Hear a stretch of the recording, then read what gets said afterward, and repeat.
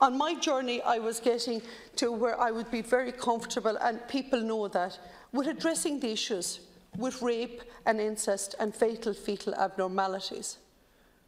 And when I talk about fetal abnormalities, that particular day in our committee room was a defining moment for me.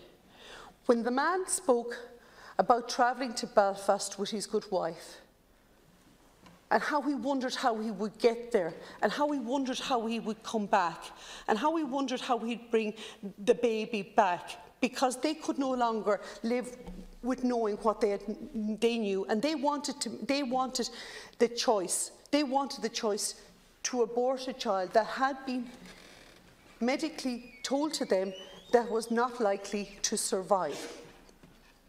That man battled for 11 years with addressing what he had to go through. And you could feel it in the room that day that he still relives that experience. He was very brave, I thought, to come before us and to share his experiences. And the reason he came before us was he doesn't want anybody ever again to go through what he had experienced. And you know what?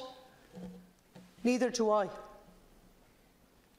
I do not have the right to tell any couple that have conceived a baby in love and a child that's wanted, that they do not, when they have heard that information, that their child is not likely to survive, that I have the right to tell them, or I have the right to legislate for them, or I have the right to choose for them, that they must leave this country.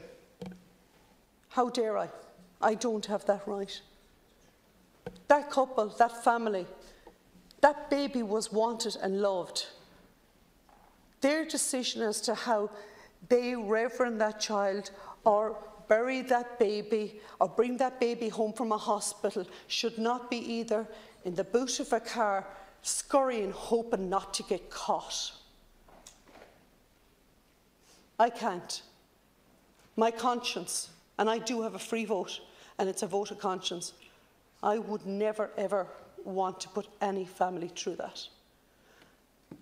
That was one defining day for me.